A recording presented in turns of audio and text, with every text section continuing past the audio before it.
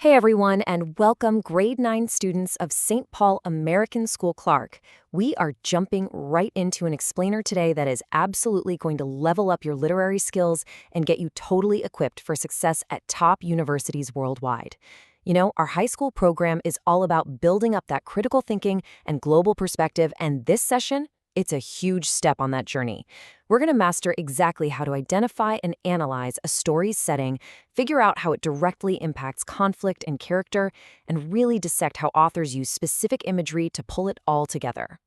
Okay, so we've got a really solid academic roadmap for today. We're looking at grade 9 objectives, setting and conflict, the types of imagery, the teal analysis model, a quick misconception check, and finally, a lesson recap. Let's kick things off with Section 1, Grade 9 Objectives, Analysis, and Application. Look at this brilliant quote here. By writing about literature, you make your own meaning of the work in order to truly understand it. When you do this yourself, then the text belongs to you. It hits the nail on the head, right? Being an exemplary critical reader means you're actually having a direct conversation with the text, not just sitting back and passively absorbing it. When you read literally, you're just accepting the text as facts on a page. But when you write critically about it, when you create new meaning and see all those hidden connections the author wove in, that's when the text literally belongs to you. You're no longer just a spectator. You are an active analyst. All right, moving right along to Section 2, Setting and Conflict, the Foundation. Setting is defined as the time and place where a story occurs. Now, a literal reader might just look at a story and say, okay, this takes place in New York City in 1930. And sure, that's true, but for grade 9, that's just not enough. A critical analysis absolutely must include a discussion of its overall impact on the story and the characters. You have to ask yourself, how does a massive, ambiguous urban city during economic hard times actually press down on the people living there? The setting is definitely not just a painted backdrop. It is a highly dynamic, active force in the narrative. And that brings us to conflict, which is a struggle between opposing forces.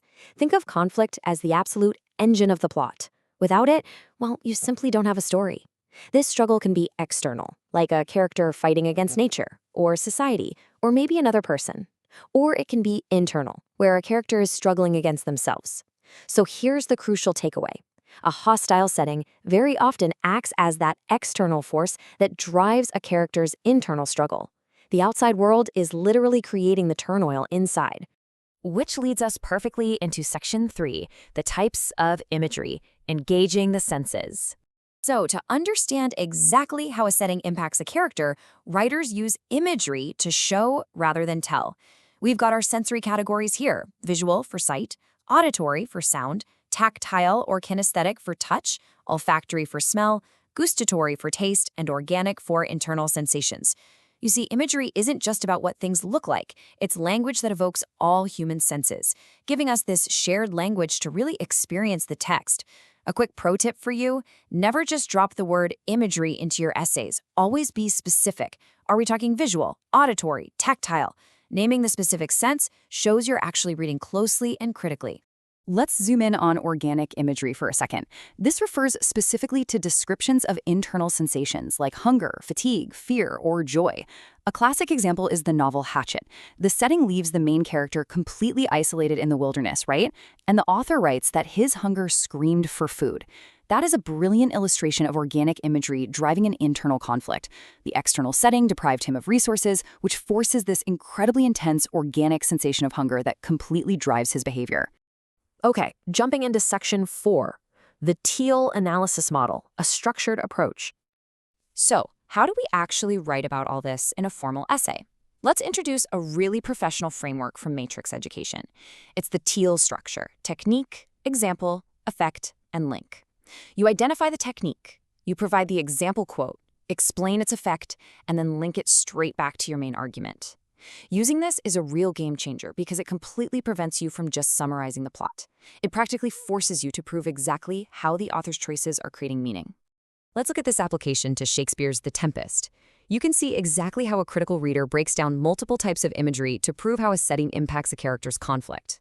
Here, the character Caliban is describing his torment on the island. First, we identify the techniques: auditory, visual, and tactile imagery. Next, the examples: auditory, apes that chatter; visual, urchin shows; and tactile, hedgehogs mount their pricks at his feet. Then, the effect. It vividly represents Caliban's intense physical suffering and terror. And finally, the link. This proves the setting is one of cruel colonial torment by Prospero. See how that works?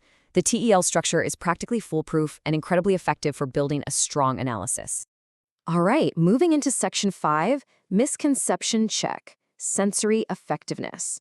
Let's pause for a quick second to clear up a super common trap students fall into when writing about descriptions. Is all sensory imagery equally effective? Think about it. If an author just throws in a bunch of random smells and sounds, does that automatically make the story better? Is more imagery always good imagery? Well, the short answer is no. The best sensory imagery employs precise language to achieve specific atmospheres, such as desolation. A writer has to carefully select precise sensory language to evoke specific atmospheres that actually serve the setting. The goal isn't to just write a grocery list of things the character sees and smells. If the setting is, say, a post-apocalyptic wasteland, the imagery needs to create an atmosphere of total desolation. Every single word has to serve a specific, calculated purpose in conveying how that setting impacts the story. That brings us to Section 6, Formative Check, Orwell's 1984. Now it is your turn to apply what we've been learning to a classic piece of dystopian literature. Let's see if we can use these critical reading skills to dissect a famous passage. Check out this description of Victory Gin from George Orwell's 1984. Winston takes down a bottle, and it reads, "A bottle of colorless liquid with a plain white label. It gave off a sickly, oily smell." Take just a second and think about it. What two types of imagery are being used right there? And what do they actually tell us about the setting? So, a literal reader notes that the gin looks plain and smells bad. They're just accepting the text factually. But a critical reader, which is exactly what you guys are becoming, contrasts the bland visual imagery, that colorless liquid, with the absolutely repulsive olfactory imagery, the sickly, oily smell, to prove the impoverished nature of the setting. It's not just a gross drink. It represents the completely run-down, desperate setting of Airstrip 1, a grim reality the characters have to cope with. You're directly linking that visual and olfactory imagery to the setting itself. Finally, we are at Section 7, Lesson Recap.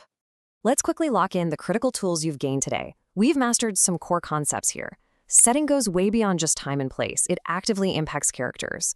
Conflict is the real driving force of the story, whether it's internal or external. Imagery utilizes all the senses to build very precise atmospheres. And of course, always use the TEL method to structure your textual analysis.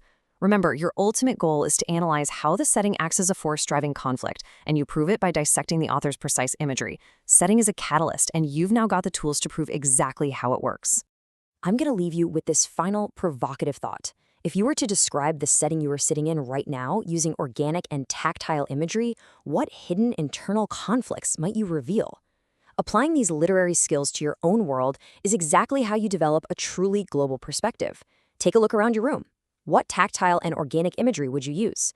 What internal conflict would that setting reveal about you as a character? It's pretty wild to think about. Keep observing, keep analyzing, and I'll catch you in the next explainer.